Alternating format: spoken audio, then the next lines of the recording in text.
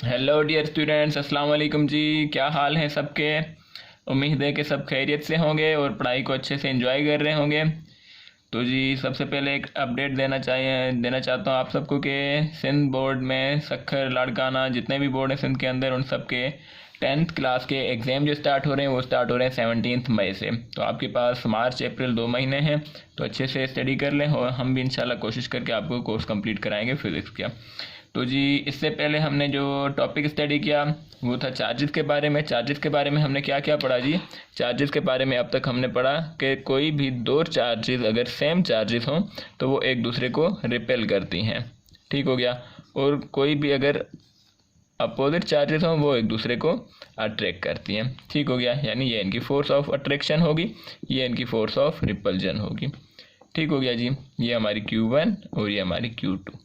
इन दोनों चार्जेस के दरमियान के डिस्टेंस को हम डिनोट करते हैं R से।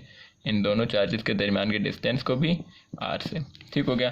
तो ये चीज़ हमने प्रीवियस लेक्चर में पढ़ी थी। अगर जो बच्चे नए हैं जिन्होंने प्रीवियस वीडियो नहीं देखी वो लाजमी तौर पे प्रीवियस वीडियो देख लें ताकि ये वीडियो आपको अच्छे से समझ आए। अच्छा तो जी अब तक हमने ये समझा कि कोई भी दो चार्जेस हैं, अगर हमारे पास एक है Q1 हम पॉजिटिव चार्ज ले लेते हैं, दूसरी है हमारे पास Q2 वो भी हम पॉजिटिव ले लेते हैं, ठीक हो गया। दो चार्जेस हैं तो दो चार्जेस के दरमियान में, इन दो चार्जेस के दरमियान में फोर्स कौन सी होगी, अट्रैक्टिव या रिपल्सिव। तो yes your answer is correct कि फोर्स ऑफ रिपल्जन होगी क्योंकि सेम चार्जेस हैं, फोर्स ऑफ रिपल्जन होगी। अच्छा जी इस फोर्स को क्या कहते हैं, फोर्स ऑफ अट्रैक्शन या रिपल्जन जो फोर्स होती है ना, इस फोर्स को हम कहते हैं electrostatic force. Electrostatic, electro means charge, static means at rest, the force which is between the charges which are at rest, electrostatic force, ठीक हो गया। इलेक्ट्रोस्टैटिक फोर्स ऑफ इस कंडीशन में रिपल्जन है, अगर चार्जेस अपोजिट होते हैं एक पॉजिटिव और नेगेटिव तब अट्रैक्टिव फोर्स होती है, ठीक हो गया। तो अच्छा जी अब ये है कि ये फोर्स तो आ गई हमें मालूम हो गया, अब ये फोर्स कितनी होगी, इसकी जो क्वांटिटेटिव मेजरमेंट है वो हम कैसे करेंगे, ये फोर्स किन चीज़ों पर डिपेंड कर रही है, ये फोर्स कब ज़्यादा होगी कब कम होगी, इस बारे में हमें एक साइंटिस्ट ने बताया जिनका नाम था चार्ल्स ऑगस्टिन डी कूलम। उनके नाम पे ही लॉ पड़ गया कि कूलम्स लॉ। चार्ल्स ऑगस्टिन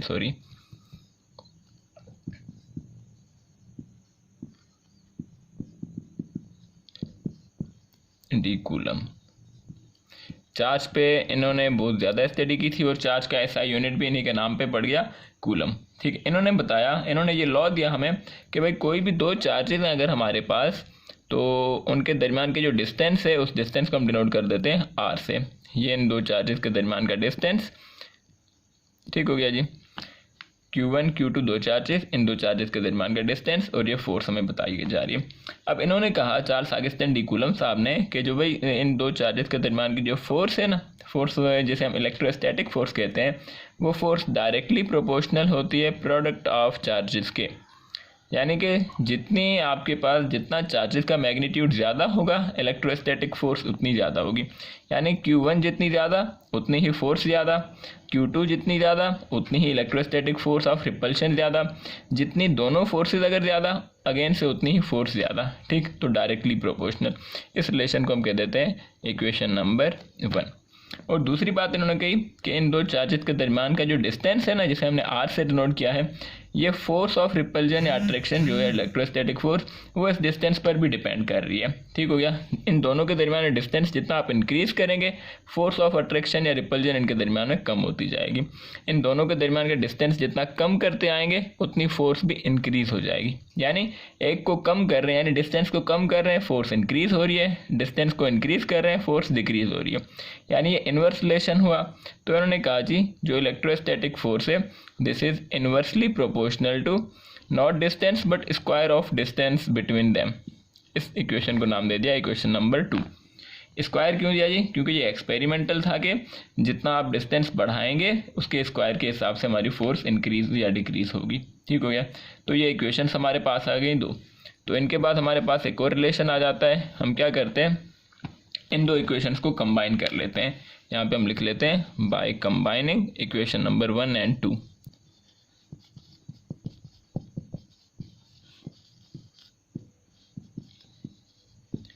इन दो इक्वेशंस को अगर हम कंबाइन करके लिखेंगे तो हमारे पास जो थर्ड इक्वेशन आ जाएगी, फाइनल इक्वेशन, वो कुछ इस तरह की होगी। F is directly proportional to Q1 Q2 and upon में R²। This one is inversely proportional. हम सब जानते हैं कि जब साइन ऑफ प्रोपोर्शनलिटी ख़त्म करते हैं तो हमें क्या पुट करना पड़ता है जी, इज़ इक्वल्स टू। ठीक, तो ये हम अगेन से मिटा के लिख लेते हैं, F इज़ इक्वल्स टू, तो इसकी जगह कोई कांस्टेंट पुट करना होगा तो हम कांस्टेंट दे देते हैं K Q1 Q2 upon R² same. अब K क्या है हमारे पास, K को डिस्कस करते हैं जी। K क्या है हमारा, K को हम कहते हैं Coulomb's constant. K is Coulomb's constant. ठीक हो गया जी। K की वैल्यू जो है वो भी कांस्टेंट होती है। K की value 9 multiplied by 10 power 9 newton metre square पर कूलम स्क्वायर। ठीक हो गया। अब फार्मूला को नोट कर लें आप, F is equals to K Q1 Q2 upon R²। ठीक, अब इसी को फार्मूला को लेकर हम आगे चलेंगे। अच्छा, K का यूनिट ये हमें कैसे पता चला, ये वैल्यू तो कांस्टेंट है, इसकी एक्सपेरिमेंटली कैलकुलेटेड है। यूनिट कहाँ से आया, फार्मूला को देख लें। ये फार्मूला हम अगेन से यहाँ पे लिख लेते हैं, तो हम इसका यूनिट कैलकुलेट अभी कर लेते हैं। तो हमने लिखा जी F is equals to K Q1 Q2 upon R²। ठीक हो गया। तो अब हम क्या करते हैं, K का यूनिट हमने अगर फाइंड करना है, ये याद रख लें, जिस भी क्वांटिटी का की वैल्यू या यूनिट हमने फाइंड करना होता है, इज इक्वल्स टू की किसी भी एक तरफ पे उस क्वांटिटी को अकेला कर देते हैं, उसके साथ बाकी जितनी भी क्वांटिटीज़ हैं उनको शिफ्ट कर देते हैं दूसरी तरफ। तो अब हमने K को अकेला रख दिया, K के साथ क्या हो रहा है, F सेम लिख दिया। जो R² है K के साथ डिवाइड हो रहा है, तो इज इक्वल्स टू की उस तरफ जाके मल्टीप्लाई हो जाएगा F R²। ठीक हो गया। और Q1 Q2 मल्टीप्लाई हो रहे हैं तो इस तरफ आके डिवाइड हो जाएंगे Q1 Q2। तो K का यूनिट क्या हो जाएगा, हमने K का यूनिट कैलकुलेट करना है, तो लिख लेते हैं जी। K का यूनिट हो जाएगा F यानी फोर्स का यूनिट न्यूटन, R यानी डिस्टेंस बिटवीन चार्जेस, R यानी डिस्टेंस का यूनिट होता है मीटर, तो यहाँ पे R का स्क्वायर है मतलब मीटर का स्क्वायर, अपॉन Q1 क्या है, चार्ज का यूनिट कूलम, और Q2 भी चार्ज है, इसका यूनिट भी कूलम, तो कूलम इंटू कूलम स्क्वायर। तो K का यूनिट हमारे पास आ जाएगा newton metre square upon coulomb square.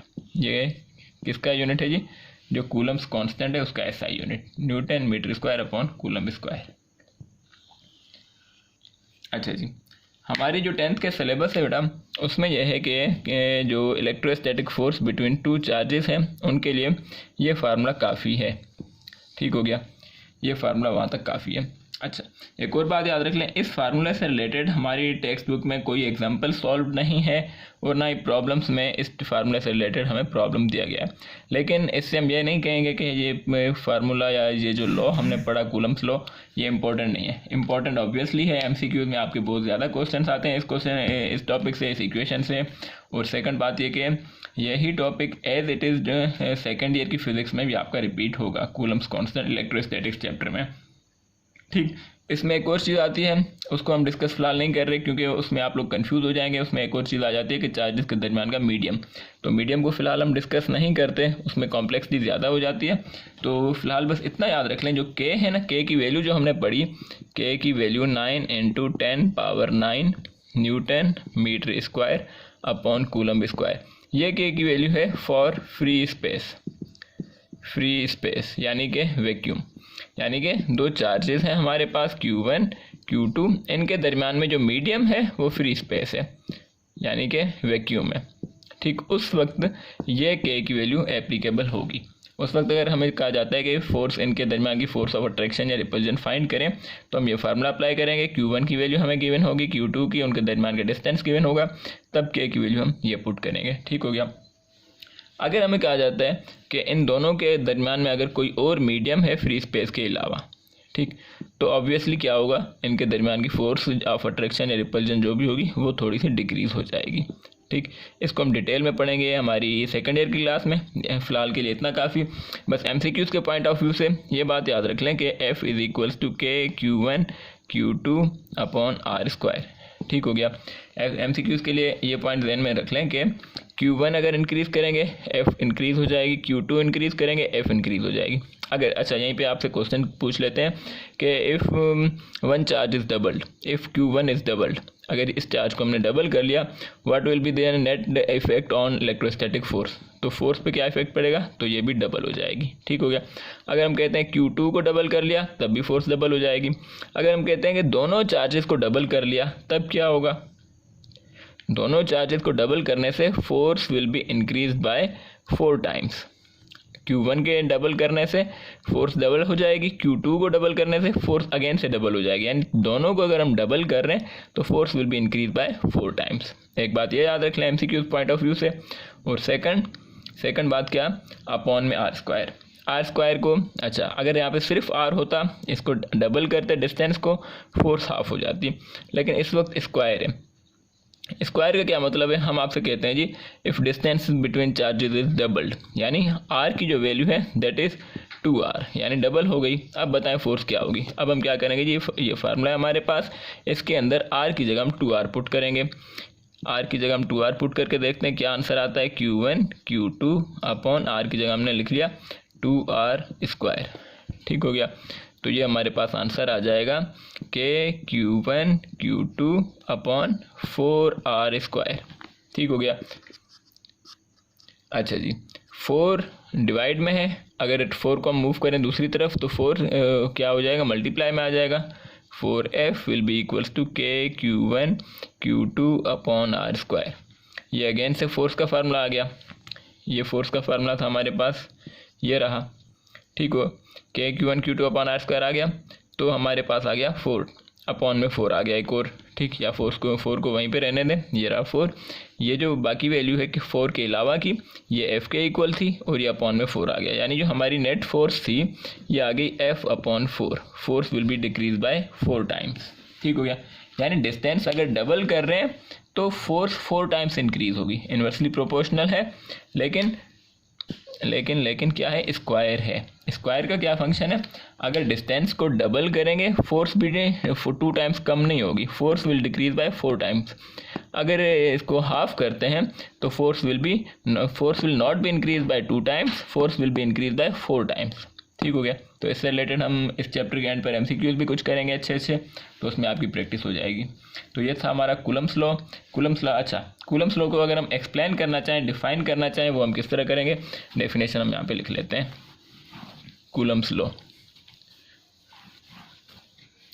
को हम भी एक्सप्लेन डेफिनेशन लिखेंगे, कैसे लिखेंगे जी, हम यहाँ पे हेडिंग दे देते हैं कूलम्स लॉ को हम एक्सप्लेन करेंगे कि the quantitative measurement of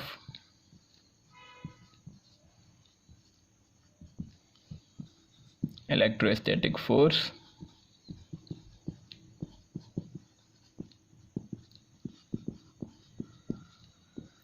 was studied by Charles Augustin de Coulomb. He gave a law which states that, अब इस लॉ की एक्सप्लेनेशन या डेफिनेशन के इलेक्ट्रोस्टैटिक फोर्स बल्कि ब्लैक से लिख लेते हैं। लॉ में क्या बता रहे कि इलेक्ट्रोस्टैटिक फोर्स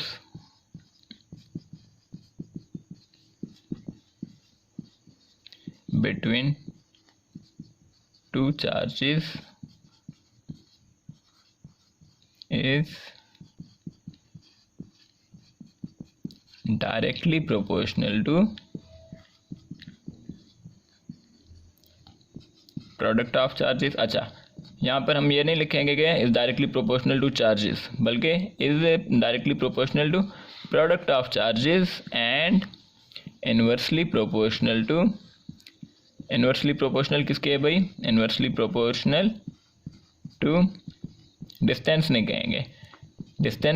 कहेंगे, to the square of distance हम कहेंगे, square of distance between them.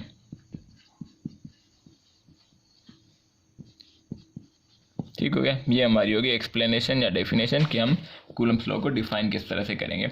अगर आपको ये पूरी स्टेटमेंट याद ना आ रही है तो आप सिर्फ ये ब्लैक वाला पोर्शन याद कर लें, दैट इज इनफ। हम लिखेंगे कूलम्स लॉ स्टेट्स दैट, और हम सिर्फ इतनी स्टेटमेंट लिख लेंगे, Coulomb's electrostatic force between two charges is directly proportional to product of charges and inversely proportional to square of distance between them। Okay जी, तो ये था हमारा कूलम्स लॉ। नेक्स्ट टॉपिक में मिलते हैं इलेक्ट्रिकल इंडक्शन के साथ इंशाल्लाह। Thank you so much. अल्लाह हाफिज़।